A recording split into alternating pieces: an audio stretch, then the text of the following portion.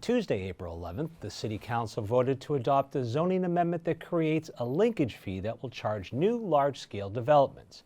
The fund created by these fees will be used to create and preserve affordable housing. WCATV's News Director Dan Hogan reports.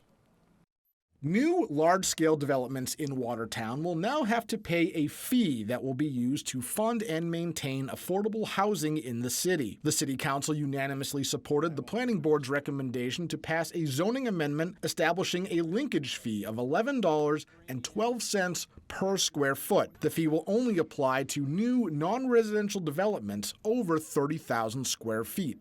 The Planning Board had a hearing. It considered the arguments, as Steve said, of housing advocates and the business community. It favorably reported the linkage fee ordinance with two suggestions. One was to spread the payments, and the second was to consider in lieu of payments of either affordable units or land.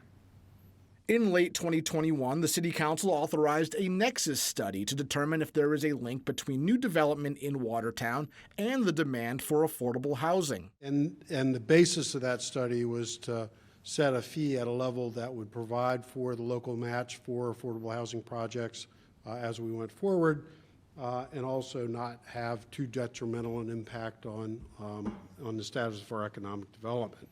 The study showed that Watertown is expected to see 2.6 million square feet of new large-scale development over the next 10 years, creating about 6,200 new jobs. Based on this, the study projects that there will be a need for 360 new deed-restricted affordable housing units in Watertown. The study also concluded that the city should consider a linkage fee between $9.44 and $11.12. Developers will have the opportunity to make their linkage fee payment in two separate installments, one when the occupancy permit is completed and another 1 year later. The motion was not outright opposed by any developers, but some members of the business community asked for the fee to be lowered. But the economic circumstances have changed dramatically since that Nexus study.